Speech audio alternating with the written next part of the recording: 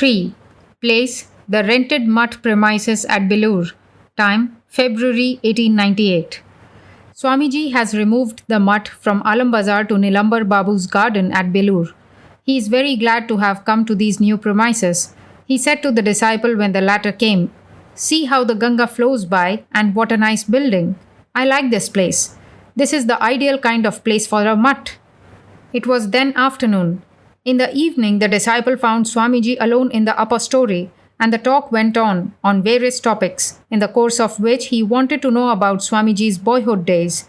Swamiji began to say, "From my very boyhood, I was a daredevil sort of fellow. Otherwise, do you think I could make a tour round the world without a single copper in my pocket?"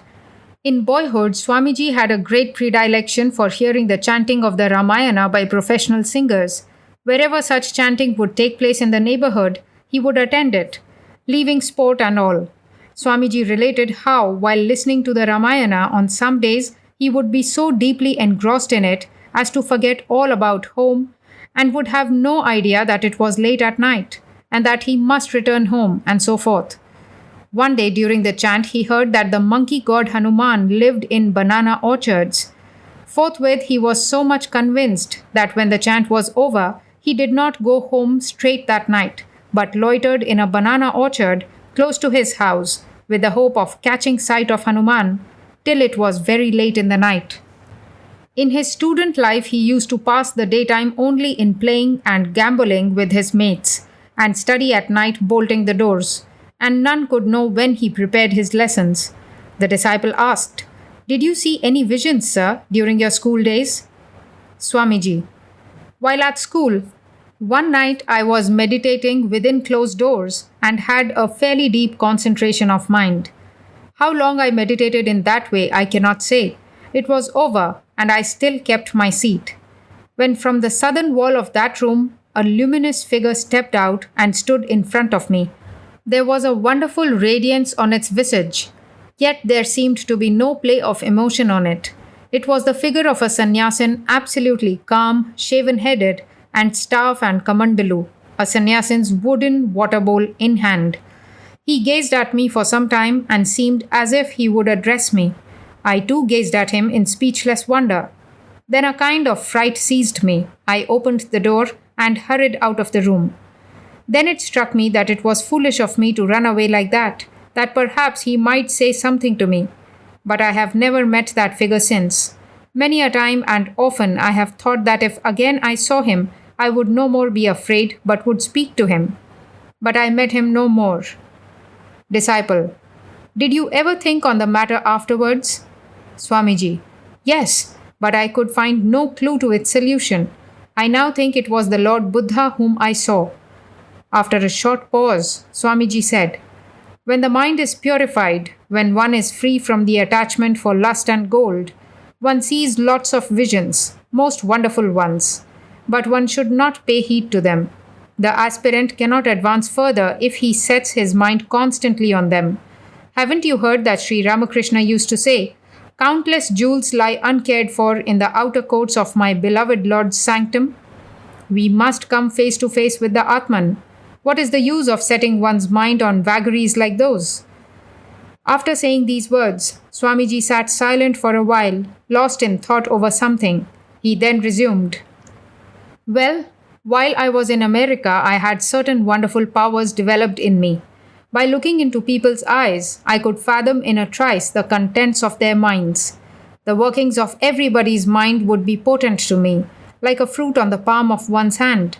To some I used to give out these things, and of those to whom I communicated these, many would become my disciples, whereas those who came to mix with me with some ulterior motive would not, on coming across this power of mine, even venture into my presence any more. When I began lecturing in Chicago and other cities, I had to deliver every week some 12 or 15 or even more lectures at times. This excessive strain on the body and mind would exhaust me to a degree.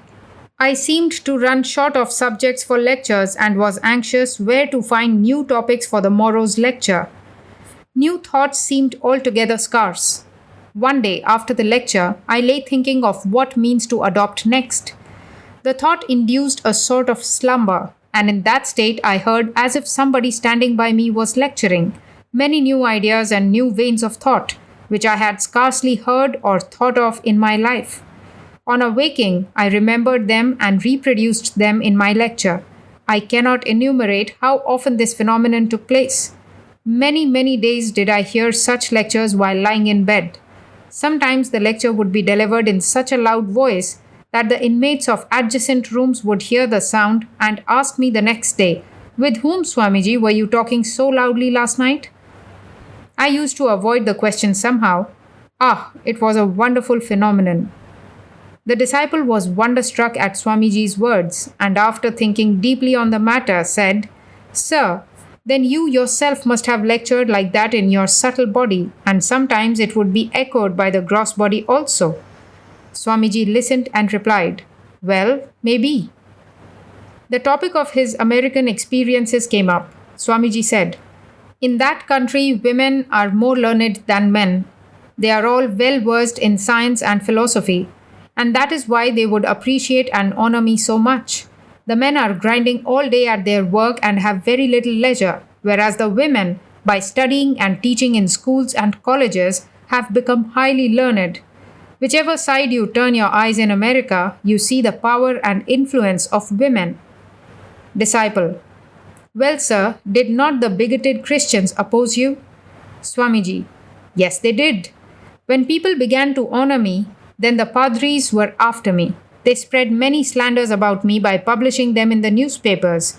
Many asked me to contradict these slanders, but I never took the slightest notice of them. It is my firm conviction that no great work is accomplished in this world by low cunning. So, without paying any heed to these vile slanders, I used to work steadily at my mission. The upshot I used to find was that often my slanderers, feeling repentant afterwards, would surrender to me and offer apologies, by themselves contradicting the slanders in the papers. Sometimes it so happened that, learning that I had been invited to a certain house, somebody would communicate those slanders to my host, who, hearing them, would leave home locking his door. When I went there to attend the invitation, I found it was deserted and nobody was there. Again, a few days afterwards, they themselves, learning the truth, would feel sorry for their previous conduct and come to offer themselves as disciples. The fact is, my son, this whole world is full of mean ways of worldliness, but men of real moral courage and discrimination are never deceived by these. Let the world say what it chooses. I shall tread the path of duty. Know this to be the line of action for a hero. Otherwise, if one has to attend day and night to what this man says or that man writes, no great work is achieved in this world. Do you know this Sanskrit shloka?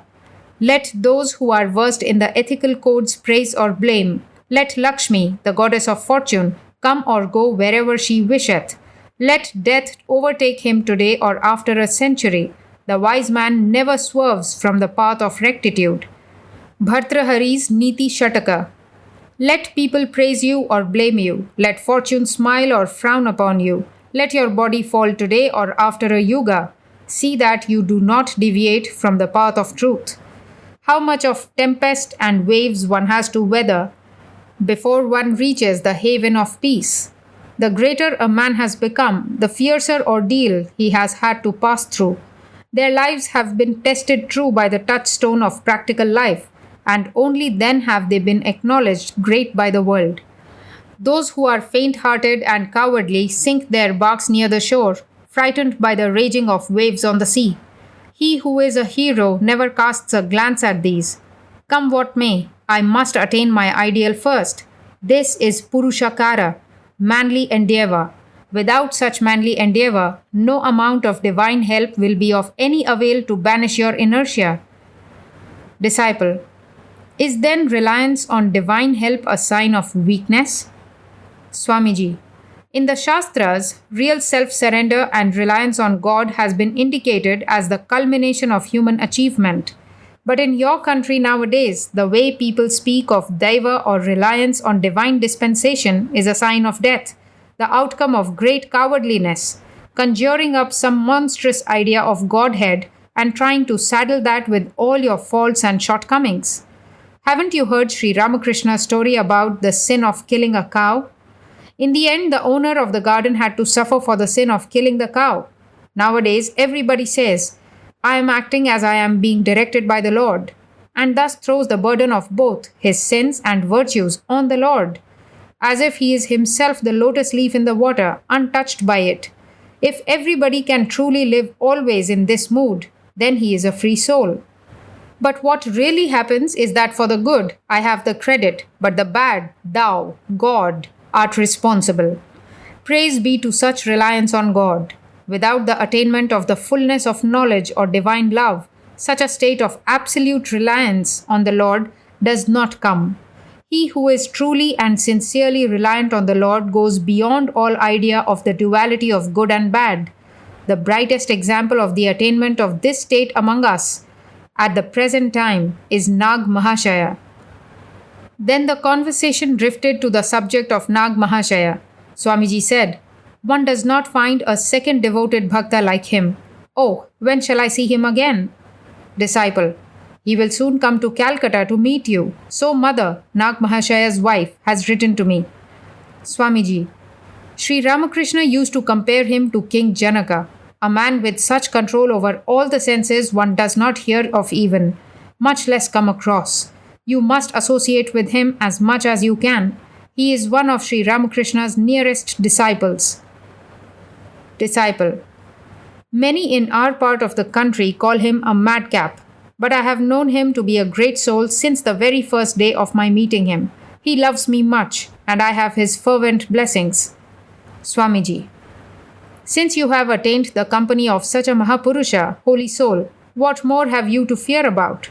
As an effect of many lives of tapasya, one is blessed with the company of such a great soul. How does he live at home? Disciple, Sir, he has got no business or anything of the kind. He is always busy in serving the guests who come to his house. Beyond the small sum the Pal Babus give him, he has no other means of subsistence. His expenses, however, are like those in a rich family. But he does not spend a pice for his own enjoyment. All that expense is for the service of others. Service of others. This seems to be the great mission of his life.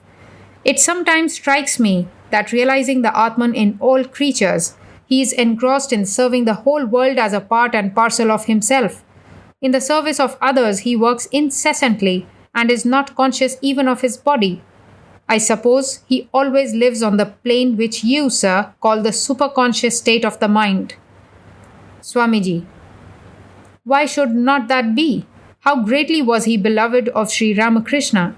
In your East Bengal, one of Sri Ramakrishna's divine companions has been born in the person of Nag Mahashaya. By his radiance, Eastern Bengal has become effulgent.